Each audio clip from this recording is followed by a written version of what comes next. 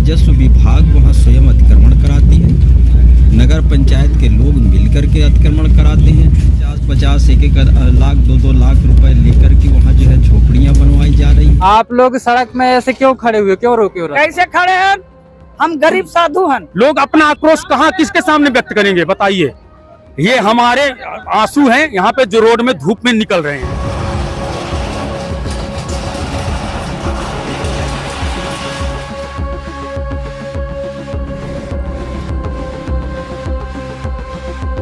क्यों आप लोगों ने इस रास्ते को जाम कर दिया है? देखिए, ये हमारे मन की संवेदना मान है। जांच के अपन गुजर बसर करत हम, भजन करत हम। और ये नगर पंचायत सब है, न कोई ला सोचना दिया है, न कोई बताया नहीं, डायरेक्ट जाके वो मन गाड़ी चला दिया है।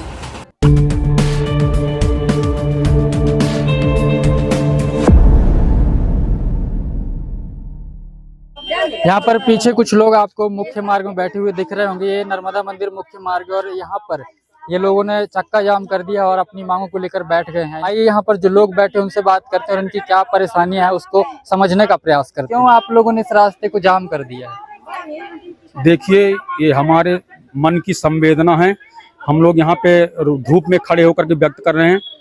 कल जो है माननीय जिला कलेक्टर एवं SDM जी के आदेश से यहाँ का नगर परिषद CMO और पूरे अमला दल बल के साथ में बिना किसी कारणवश, और पता नहीं वहाँ ऊपर शिकायत करने वाला, सूचना देने वाला कौन है भगवान जाने, और यहाँ पे लोग पुराने से पुराने भी यहाँ बस्ती है, और जो है किसी पूर्व सूचना के अचानक आकर के लगभग 22 लोगों के घर बाड़ी, किसी की झोपड़ी, गरीब लोग बताइए जाएं तो जाएं कहाँ।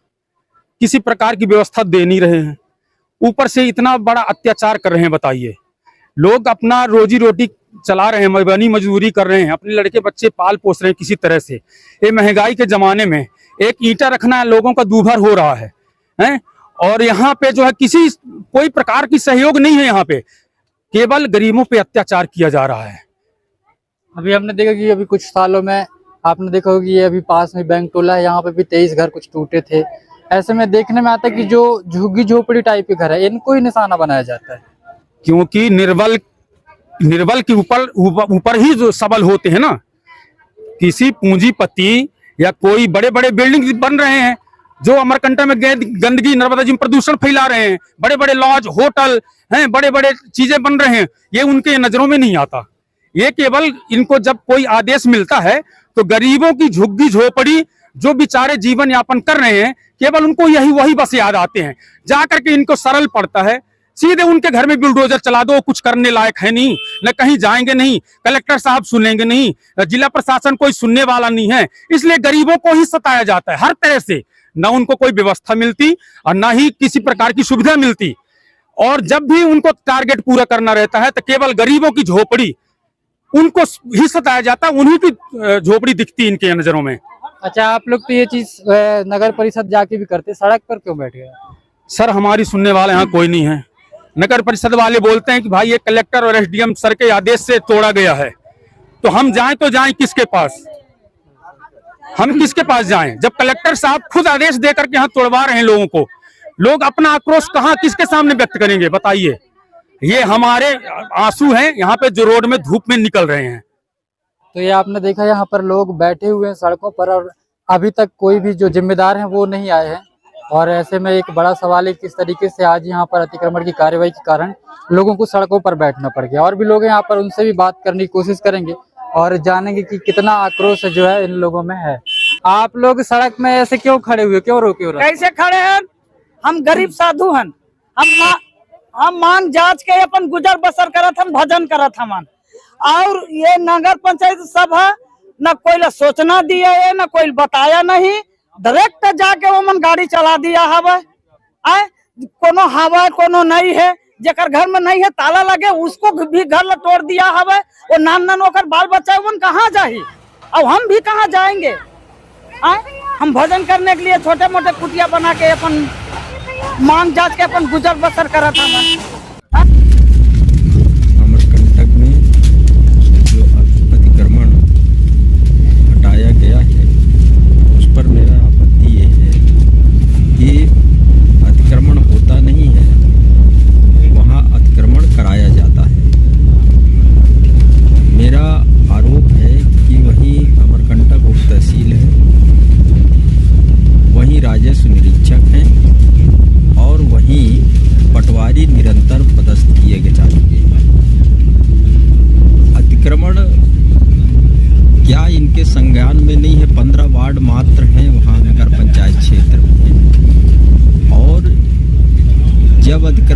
जाता है अतिक्रमण करा लेते हैं। जब कोई शिकायत शिकवा होती है, एक दूसरे का बना दूसरे जब नहीं बनाने देते हैं, ऐसी स्थिति में फिर शिकायत शिकवा होती है।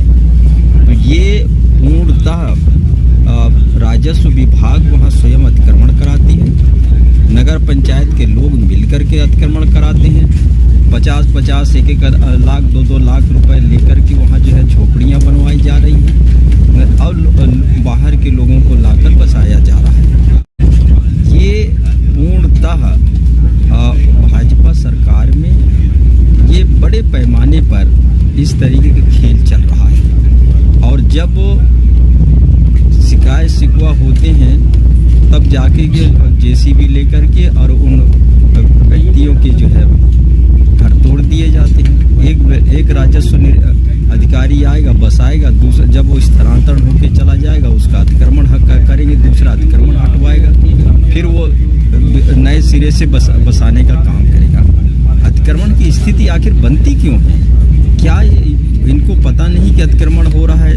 2-2 साल से 3-3 साल से कोई एक झोपड़ी बना करके रह रहे, मकान बना करके रहे, क्या आपको पता नहीं है कि वहाँ अतिक्रमण हो रहे हैं? जब मकानें बन जाती हैं, वहाँ लोग रहने निवास करने लगते हैं, बनी मजदूरी करने लगते हैं, तो गरीबों के, छोटे लोगों के झोपड़ियाँ बड़े आराम से तोड़ दिए जाते हैं। हमको ये तय करना पड़ेगा कि नगर पंचायत अमरकंटक क्षेत्र अंतर्गत 15 वार्ड में कुल कितने मकान चिन्हित हैं, कौन कितने वर्ष से निवास कर रहा है और कितने अनुमति प्राप्त मकानें बनाए जा चुके हैं।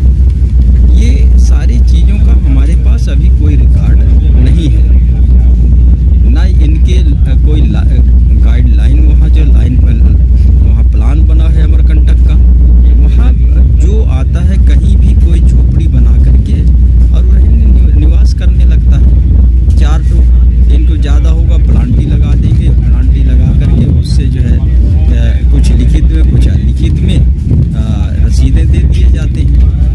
तो ये खेल पूरे अमरकंटक की व्यवस्था को राजस्व विभाग ने वहाँ जो है बिगाड़ के रखा है। वहाँ के पटवारी, वहाँ के RI, वहाँ का नायब तहसीलदार जो प्रमुख हैं, इनकी जिम्मेदारी है। बहुत बड़ा नगर पंचायत अमरकंटक नहीं है। आप एक नज़र में पूरे 15 वार्ड को हम देख सकते हैं एक दिन में।